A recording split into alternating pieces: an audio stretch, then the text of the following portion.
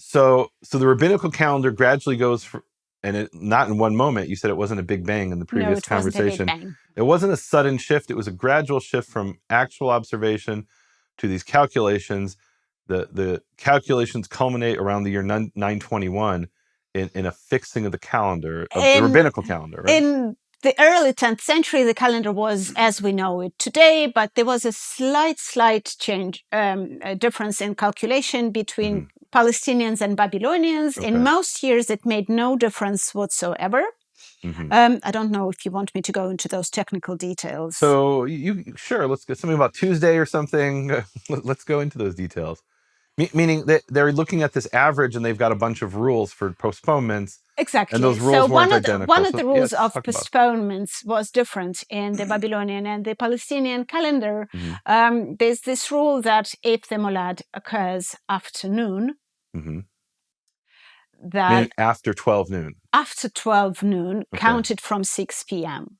Okay. So. Right. So this isn't the Gregorian calendar. Okay, go on. Then you need to postpone the beginning of the month of Tishri. Right. And the medieval pronunciation, by the way, is not Tishrei, is Tishri. Okay. So then you have to postpone the beginning of Tishri to the following day. That's the rule in the modern calendar, and that was the rule in the Babylonian calendar. Whereas in the Palestinian calendar, the rule was slightly different. You had to postpone a little bit later if it occurred not at 12 noon, but at 12 noon and 641 parts. And there's 1,080 parts in an hour. So 1,080 parts. Okay, so I'm bad at math here. You said 641 divided by 1,080. So that's, now we do times 60. So it's like 35 or 36 minutes. Something like that. And that 35 or 36 minutes led to like World War II between the Jews of Babylon and the Jews of Israel. Is that right? Yeah. In the year... That's incredible. In the year... 36 minutes. In the year 921, they calculated... They calculated the same molad, the same min conjunction, but it fell so that according to the Babylonians, the day had to be postponed. The Tishri had to be postponed, and according to the Palestinians, it didn't. Okay. So for the next year, from the following Passover, from Passover 922 until the end of 923, festivals in the Palestinian and in the Babylonian communities fell on different days. So wait a minute. So let's say in Cairo, where you had Babylonian Jews and you had Yerushalmim, the Jerusalemite Jews, they could have been observing on different days in the same city even. Is that? I think so. Wow. So you talked in the last program about how the Karaites were especially tolerant. Was there a great degree of tolerance here among the Rabbinites over this? Not really. There was a huge polemic.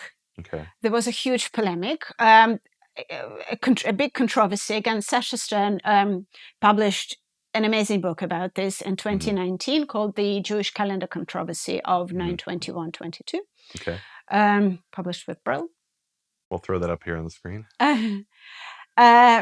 So there was a very big controversy that was carried out purely by letter and in writing.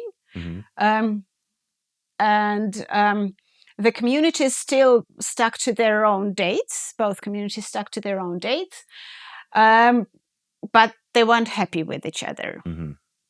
They weren't really tolerant. There was this idea that in scholarship, there was this idea that if you celebrate on different dates, you can no longer be one people, one nation, one religion. You have to split. But what do you mean in scholarship? In modern academic scholarship? In modern academic scholarship, people like Ancore and Pelmon and.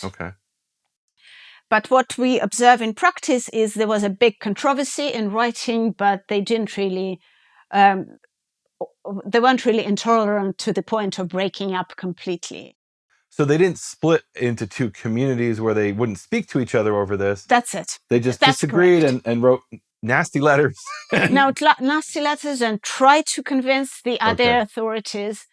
But in the end, the calendars converged.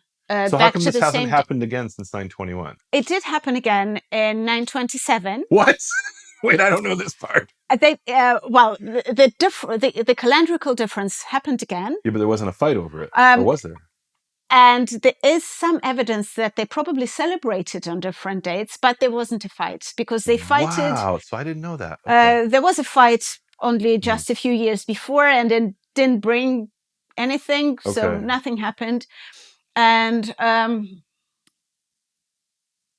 the feeling is that they just didn't fight over it. There wasn't a political will to fight over it.